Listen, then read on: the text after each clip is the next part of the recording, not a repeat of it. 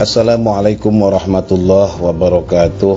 Innal hamdalillah wa salaman amma ba'da. Sahabat-sahabatku yang dimuliakan oleh Allah Subhanahu wa taala. Keadaan surga yang akan dimasuki oleh orang-orang yang beriman kelak di hari akhir telah termaktub di dalam kitabullah dan hadis-hadis Rasulullah sallallahu alaihi wasallam. Lalu bagaimana gambaran atau keadaan surga yang ada di dunia ini, khususnya di rumah kita? Bagaimana hakikat rumahku adalah surgaku, baiti jannati? Kita sering menyaksikan dan bahkan mungkin mengalami di dalam keluarga kita, di rumah kita, suatu keadaan yang membuat sempit dada, tegangnya urat leher, naiknya darah ke ubun-ubun kepala, gemeretaknya gigi sembari mengepalkannya tangan. Itulah keadaan yang diakibatkan oleh berbagai ulah anggota keluarga yang tidak pada tempatnya. Orang sering mengatakan rumahku bagai neraka, yang membuat seluruh anggota keluarga tak kerasan tinggal di dalamnya. Ia penuh dengan malapetaka, bahtera rumah tangga terhempas karenanya. Cita-cita keluarga hanya tinggal angan-angan belaka. Alangkah sengsaranya dunia. Percekcokan, saling ejek, egoistis, piring terbang sering terjadi, hingga kekerasan fisik mewarnai perjalanan rumah tangga yang jauh dari sakinah mawaddah warahmah. Kita semua tentu saja tidak menginginkan hal itu terjadi. Akan tetapi, seringkali anggota sebuah rumah tangga tidak mampu menahan hal tersebut, sekaligus tidak memiliki bekal yang cukup dan hidayah dari Allah untuk mewujudkan keluarga sakinah mawaddah warahmah. Keluarga cermin rumahku adalah surgaku.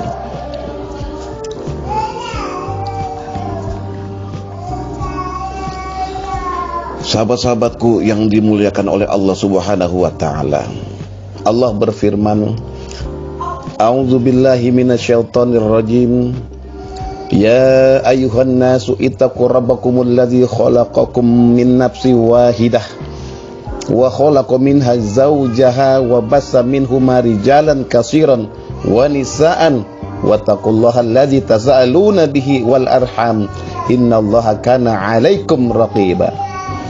Hai sekalian manusia, bertakwalah kepada Rabbmu yang telah menciptakan kamu dari yang satu, dan daripadanya Allah menciptakan istrinya, dan daripadanya keduanya Allah memperkembangbiakan laki-laki dan perempuan yang banyak.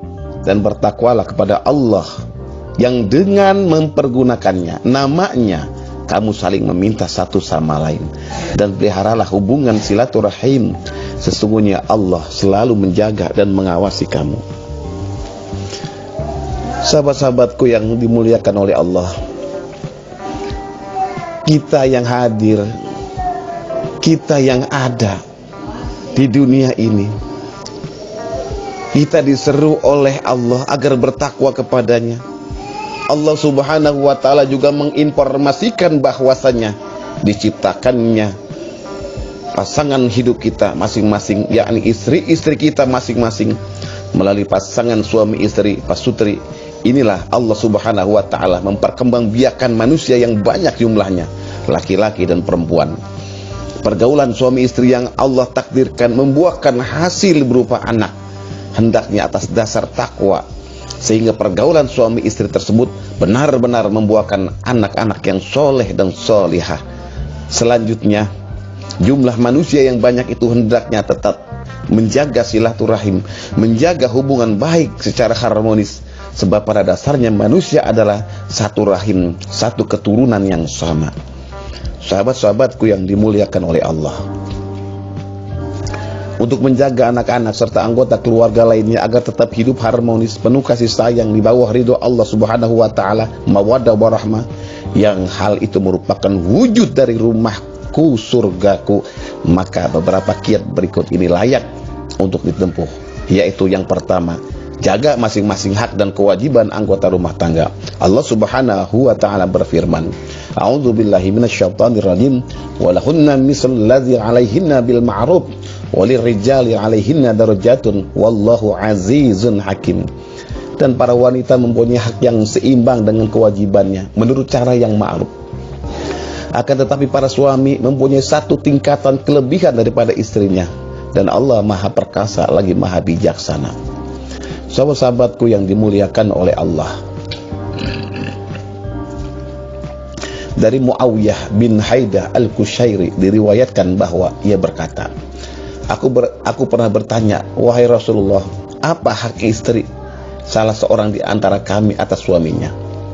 Rasul menjawab, hendaknya kamu memberinya makan sebagaimana yang engkau makan, memberinya pakaian sebagaimana yang engkau kenakan, dan jangan kamu pukul wajah, jangan menjelek-jelekan, serta janganlah kamu tidak mengajak bicara kepadanya kecuali di rumah saja. Hadis riwayat Abu Daud. Beliau sallallahu alaihi wasallam juga telah bersabda, ala innalakum ala nisaikum haqqa wali nisaikum alaikum haqqa fa amma haqqukum ala nisaikum fala yu'tina furushakum man takrahun wala ya'zanna fi buyutikum liman takrahun ala wa haqquhunna alaikum atuhsinu ilaihinna fi kiswatihinna wa ta'amihinna. Ketahuilah bahwa kalian memiliki hak terhadap istri-istri kalian, dan istri-istri kalian juga memiliki hak terhadap diri kalian. Adapun hak kalian terhadap istri-istri kalian adalah hendaknya mereka tidak membiarkan orang yang tidak kalian sukai untuk tidur di atas tempat tidur kalian, dan tidak mengizinkan orang yang tidak kalian sukai masuk ke rumah kalian. Sedangkan hak mereka terhadap kalian adalah hendaknya kalian memberi pakaian dan makanan yang baik kepada mereka. Hadis riwayat At-Tirmizi. Sahabat-sahabatku yang dimuliakan oleh Allah, yang kedua, saling menasehati di dalam kebenaran, kesabaran dan keikhlasan atas dasar kasih sayang dan dengan cara yang lembut. Firman Allah Subhanahu wa taala, innal insana lafi khusrin illa alladzina amanu wa 'amilus solihati wa tawassaw bil haqq wa tawassaw bis sabr. Sesungguhnya manusia itu benar-benar berada dalam kerugian kecuali orang-orang yang beriman dan mengerjakan amal soleh, dan nasihat menasihati supaya mentaati kebenaran, dan nasihat menasihati supaya mereka menetapi kesabaran. Babi marahmati minallahi lintallahum wala kunta fadhan ghalizal qalbi la nafaddu min hawlika fa'fu anhum wastaghfir lahum wasyawirhum fil amri fa idza azamta fatawakkal 'ala Allah innallaha yuhibbul mutawakkilin. Maka disebabkan rahmat dari Allah lah kamu berlaku lemah lembut terhadap mereka. Sekiranya kamu bersikap keras lagi berhati kasar, tentulah mereka menjauhkan diri dari sekelilingmu. Karena itu maafkanlah mereka, mohonkanlah ampun bagi mereka, dan bermusyawarahlah dengan mereka dalam urusan itu. Kemudian apabila kamu telah membulatkan tekad, maka bertawakallah kepada Allah. Sesungguhnya Allah menyukai orang-orang yang bertawakal kepadanya. Surah Al-Imran ayat 159. Saling menasihati merupakan pilar penjaga harmonisasi keluarga. Sebab manusia adalah makhluk yang suka lupa. Jika salah satu lupa dan yang lainnya mengingatkan, menasihati dengan cara yang lembut, maka pasangannya tetap berada di jalan yang benar. Tentu itu saja yang dikehendaki bersama. Sahabat-sahabatku yang dimuliakan oleh Allah. Yang ketiga, sebagai pasutri dan anggota keluarga lainnya yang senantiasa menghendaki rumahku adalah surgaku, keluarga yang mulia karena takwa, tinggi derajat karena beriman dan berilmu, maka sudah seharusnya untuk senantiasa berlomba untuk mewujudkan surga dunia dan surganya akhirat. Sebagaimana yang Allah Subhanahu wa taala gambarkan di dalam firman-Nya, a'udzubillahi minasyaitonir rajim, wasari'u ila maghfiratin min rabbikum wa jannatin 'arduha as-samawati wal ardu u'iddat lil muttaqin alladzina yunfiquna fis sarra'i wad dharra'i wal kadhimina al ghaidha wal 'afina 'anil nas wallahu yuhibbul muhsinin. walladzina idza fa'alu fahisatan aw zalamu anfusahum dzakarullaha fastaghfaru lidzunubihim wa may yaghfiru dzunuba illallah walam yusirru ala ma fa'alu wa hum ya'lamun. Dan bersegeralah kamu kepada ampunan dari Rabbmu dan kepada surga yang luasnya seluas langit dan bumi yang disediakan untuk orang-orang yang bertakwa, yaitu orang-orang yang menafkahkan hartanya baik di waktu lapang maupun di waktu sempit, dan orang-orang yang menahan amarahnya dan memaafkan kesalahan orang. Allah menyukai orang-orang yang berbuat kebaikan, dan juga orang-orang yang apabila mengerjakan perbuatan keji atau menganiaya diri sendiri, mereka ingat akan Allah lalu memohon ampun terhadap dosa-dosa mereka. Dan siapa lagi yang dapat mengampuni dosa selain daripada Allah? Dan mereka tidak meneruskan perbuatan kejinya itu sedang mereka mengetahui. Surah Al-Imran. Pasutri, pasangan suami istri dan anggota keluarga lainnya yang hendak mewujudkan surga dunia dan akhirat, yang mewujudkan rumahku surgaku, maka hendaknya mereka senantiasa berimpak baik di waktu lapang maupun sempit, menahan amarah, memaafkan kesalahan orang lain, dan bertobat.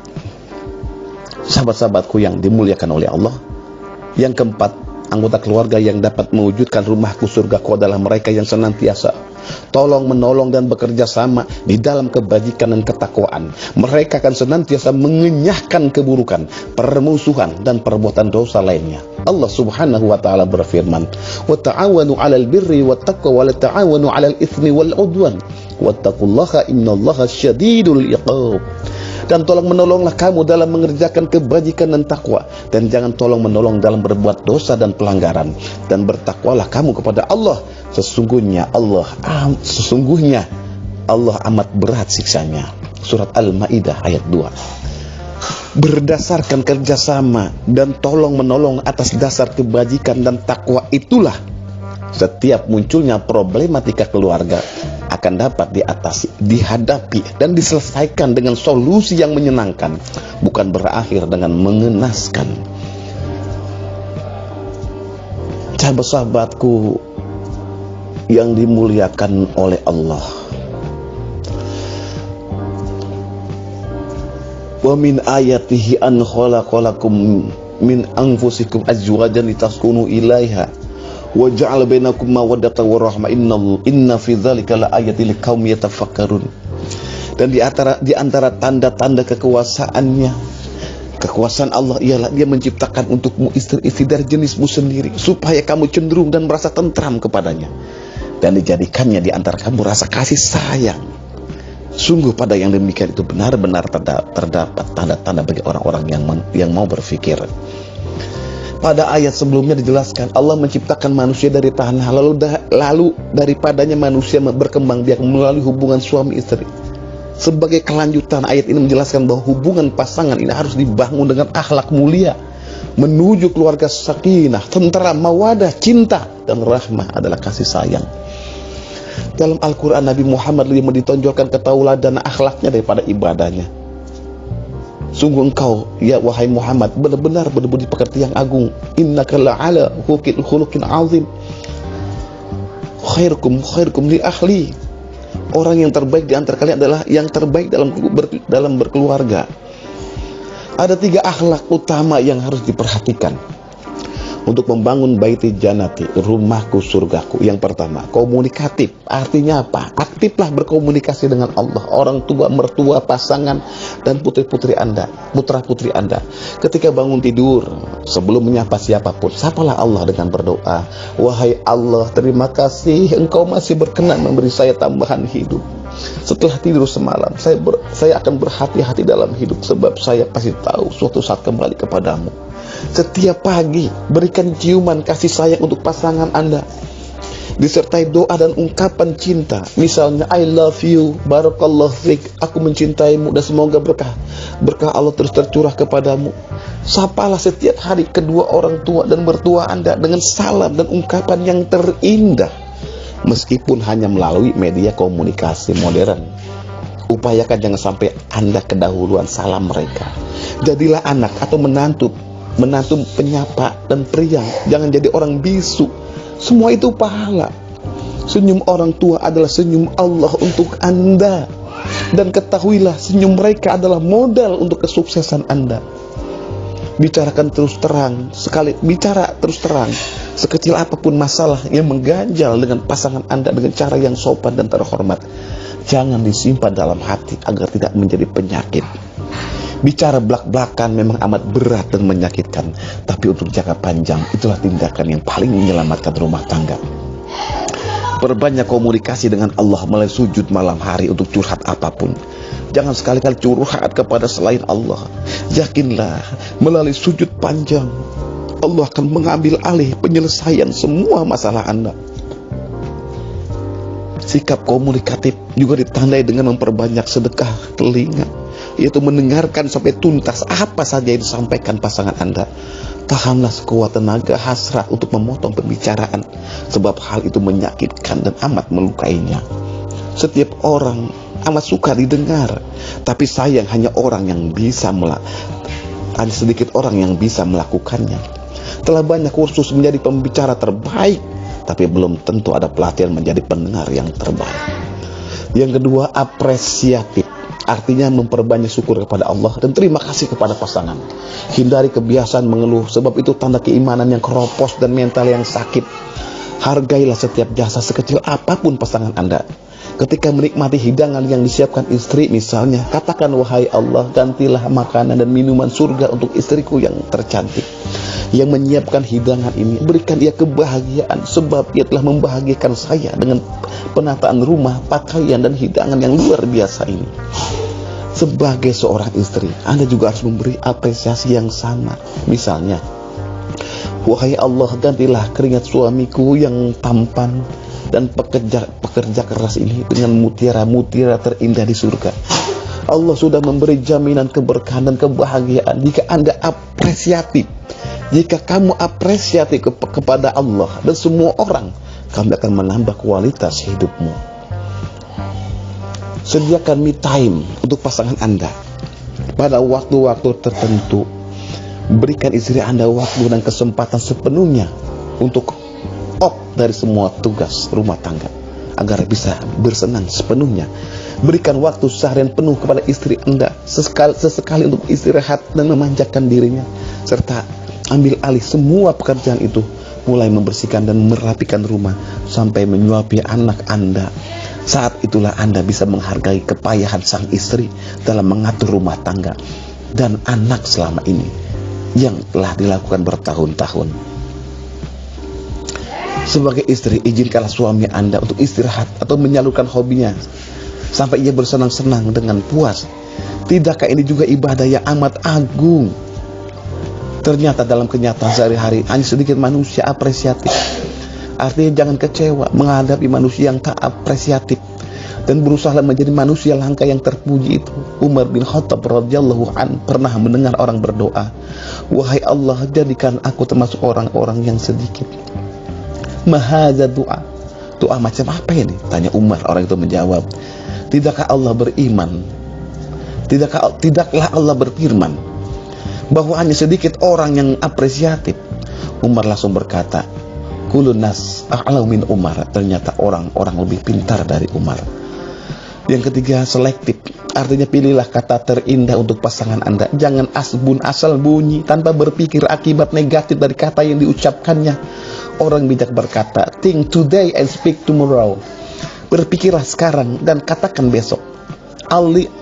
Sahabat Ali bin Abi Thalib radhiyallahu anhu berkata, lidah orang cerdas di belakang hatinya dan lidah orang bodoh ada di depan hatinya. Artinya hanya orang bodoh yang tidak selektif terhadap kata yang akan diucapkan. Jangan pula asal telan semua informasi. Anda harus selektif terhadap informasi negatif tentang pasangan Anda. Lakukan tabayun atau klarifikasi, apalagi pada era banjir informasi seperti sekarang ini. Demikianlah, semoga bisa dipahami. Wassalamualaikum warahmatullahi wabarakatuh.